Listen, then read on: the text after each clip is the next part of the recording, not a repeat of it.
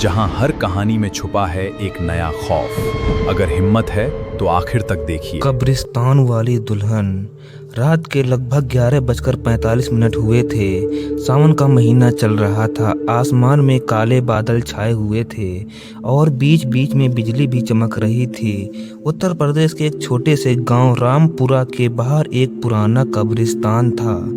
गांव के लोग कहते थे कि वहां आधी रात के बाद एक दुल्हन दिखाई देती है। जिसने भी उसे देखा है वह तो गायब हो गया है या फिर पहले जैसा रहा ही नहीं। गांव का राहुल 28 वर्ष का युवक इन बातों पर बिल्कुल विश्वास नहीं करता था। वह शहर में नौकरी करता था और छुट्टियों में गांव आया था। रात को अपने दोस्त सोनू ने कहा, अगर सच में बहादुर हो तो आज रात कब्रिस्तान होकर दिखाओ। राहुल हंसते हुए बोला, भूत प्रेत कुछ नहीं होते, मैं अभी अभी होकर आया हूँ।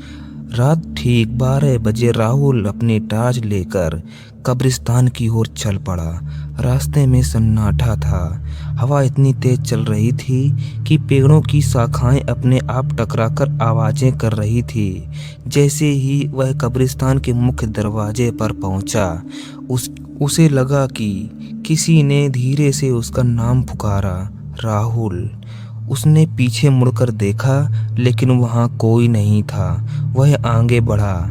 अचानक उसकी टॉर्च झपकने लगी। उसी समय उसकी नज़र दूर एक सफ़ेद कपड़ों में खड़ी औरत दिखाई दी। उसके सिर पर लाल घूंघट था और हाथों में मेहंदी लगी हुई थी। राहुल ने सोचा शायद कोई मजाक कर रहा है। वह उसके पास गया और बोला, कौन हो तुम? लड़की ने धीरे धीरे अपना चेहरा ऊपर किया।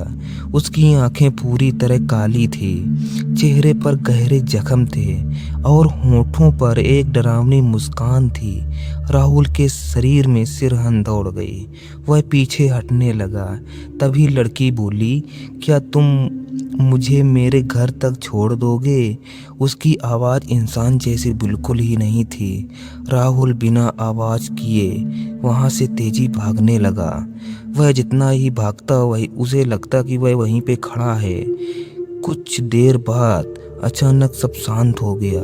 जब उसने पीछे देखा तो लड़की गायब हो चुकी थी। राहुल ने राहत की सांस ली। तभी उसके कान के बिल्कुल पास किसी ने फुसफुसाया, मैं यहीं हूँ। राहुल चीख पड़ा। उसने पीछे देखा। दुल्हन उसके ठीक पीछे खड़ी थी। उसके बाल हवा में उड़ रहे थे और पैर भी जमीन को छू भी नहीं रहे थे। राहुल डर के मारे बेहोश हो गया। सुबह गांव वालों ने उसे कब्रिस्तान के अंदर एक पुरानी कब्र के पास बेहोश पाया।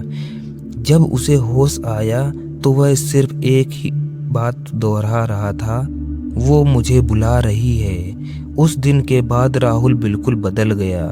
वह रात होते ही घर से बाहर निकल जाता और कब्रिस्तान की ओर चल पड़ता।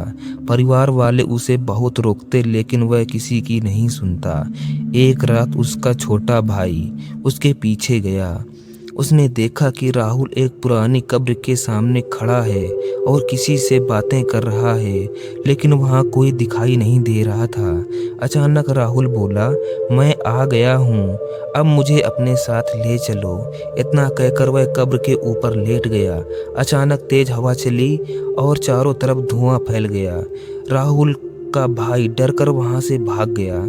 जब गांव वाले सुबह वहां पहुंचे, राहुल गायब था। सिर्फ उसकी चप्पलें कब्र के पास पड़ी थी। पुलिस आई, पूरे इलाके की तलाश हुई लेकिन राहुल का कोई सुराग नहीं मिला। कुछ दिन बाद गांव के सबसे बुजुर्ग व्यक्ति ने एक पुरानी कहानी सुनाई। करीब 40 साल पहले उसी कब्रिस्तान के पास एक दुल्हन की बारात जा रही थी। भारी बारिश के कारण सड़क टूट गई थी और दुल्हन की गाड़ी वहीं पर पलट गई थी। दुल्हन की वहीं पर मौत हो गई थी। उसकी शादी अधूरी रह गई थी। लोगों ने उसी कब्रिस्तान में दफना दिया। तब से हर अमावस की रात किसी ऐसे इंसान की तलाश कर रही है वो, जो उसे उसके दूल्हे तक पहुंचा सके।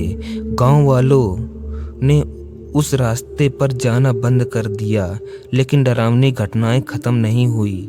जो भी रात में वहां जाता उसे अक्सर लाल जोड़े में एक दुल्हन दिखाई देती। कभी वह मदद मांगती, कभी वह किसी से रास्ता पूछती, तो कभी सिर्फ मुस्कुराती। 1 साल बाद शहर में कुछ यूट्यूबर उस जगह की सच्चाई जानने पहुंचे। उन्होंने कैमरे लगवाए। रात के लगभग 1:30 बजे कैमरे में दूर एक लाल जोड़े वाली औरत दिखाई दी। वह धीरे धीरे कैमरे की ओर बढ़ रही थी। कैमरे की रिकॉर्डिंग अचानक बंद हो गई। जब उन्होंने फुटेज देखी, आखिरी फ्रेम में वह दुल्हन कैमरे के बिल्कुल सामने खड़ी थी। लेकिन सबसे डरावनी वाली बात यह थी, कैमरे में उसकी परछाई ही नहीं थी। अगली सुबह जब उन यूट्यूबरों में से एक लड़का लापता हो गया, उसका कैमरा कब्रिस्तान की उस पुरानी कब्र के पास मिला। कैमरे की आखिरी रिकॉर्डिंग में सिर्फ एक ही आवाज़ सुनाई दे रही थी, अब मेरी शादी पूरी होगी। आज भी गांव के लोग कहते हैं कि अगर आप उस कब्रिस्तान के पास आधी रात को जाएं और कोई दुल्हन आपसे पूछे, क्या तुम मुझे मेरे घर तक छोड़ दोगे, तो कभी भी उसकी तरफ मुड़कर मत देखना, क्योंकि जो भी उसकी आंखों में देख लेता है वह फिर भी कभी अपने घर वापस लौटकर नहीं